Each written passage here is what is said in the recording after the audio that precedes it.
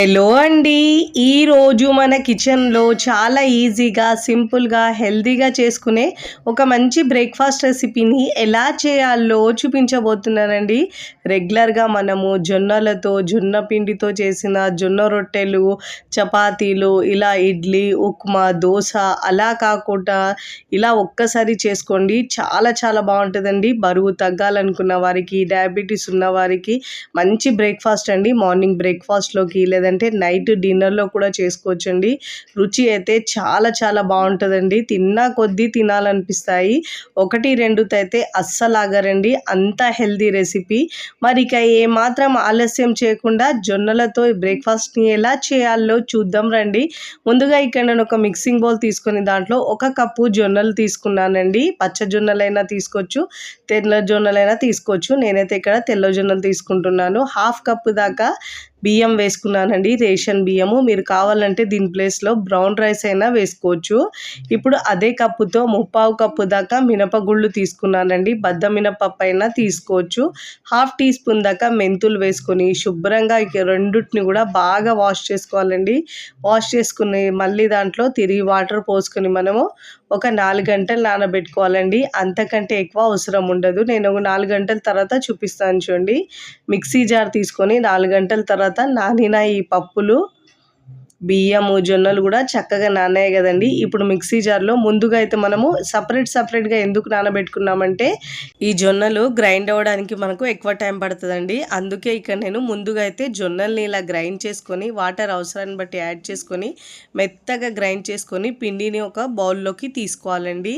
ఇలా జొన్నలు గ్రైండ్ చేసుకున్న తర్వాత మినపప్పు అయితే మనకు తొందరగా గ్రైండ్ అవుతుంది కాబట్టి అందుకే అలా సపరేట్గా గ్రైండ్ చేసుకున్నానండి.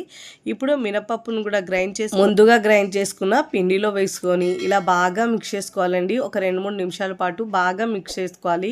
ఫస్ట్ టైం నా ఛానల్ చూస్తున్న వాళ్ళు ప్లీజ్ నా ఛానల్ని సబ్స్క్రైబ్ చేసుకోండి, లైక్ చేయండి, పక్కనున్న బెల్ ఐకాన్ని ప్రెస్ చేయండి. ఇలా ప్రెస్ చేయడం వల్ల నేను పెట్టే వీడియో నోటిఫికేషన్ ముందుగా మీ హోమ్ పేజ్కి వస్తాయండి.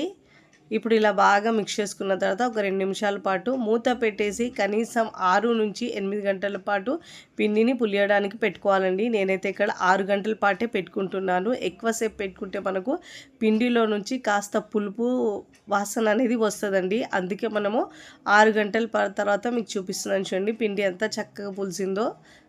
ఇప్పుడు ఇలా బాగా స్పూన్తో మిక్స్ చేసుకొని మీకు అవసరాన్ని బట్టి పిండిని తీసుకొని ఫ్రిడ్జ్లో పెట్టుకొని మిగతా పిండితో మనము ఇలా బ్రేక్ఫాస్ట్ని ప్రిపేర్ చేసుకోవచ్చండి. ఇప్పుడు దీంట్లో రుచికి సరిపోయినంత ఉప్పు వేసుకోవాలండి. ఉప్పు మీ టేస్ట్ని బట్టి యాడ్ చేసుకోండి.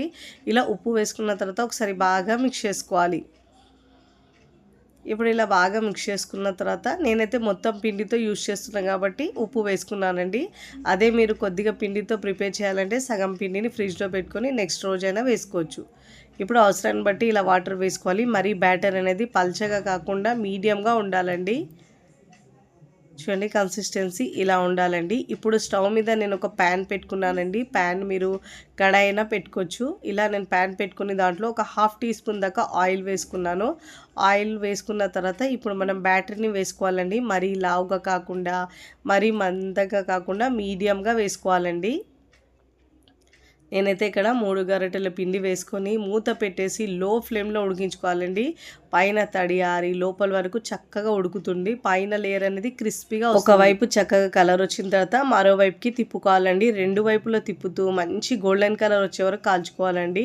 ఇక్కడ నేను యూజ్ చేసే ప్రోడక్ట్స్ ఏమైనా మీకు కావాలంటే నేను డిస్క్రిప్షన్లో లింక్ ఇస్తానండి. అక్కడ నుంచి మీరు బై చేసుకోవచ్చు. ఇలా 2 వైపులో తిప్పుతూ మంచి గోల్డెన్ కలర్ వచ్చే వరకు కాల్చుకొని ప్లేట్లోకి తీసుకోవాలండి. ఇదే పిండితో మరొకటి వేసి చూపిస్తున్నాను చూడండి.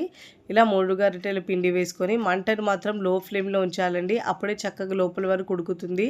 మరీ ఎక్కువ క్రిస్పీగా రావాలంటే ఎక్కువసేపు ఉంచుకుంటే మనకి ఇలా మంచి కలర్ వస్తుందండి.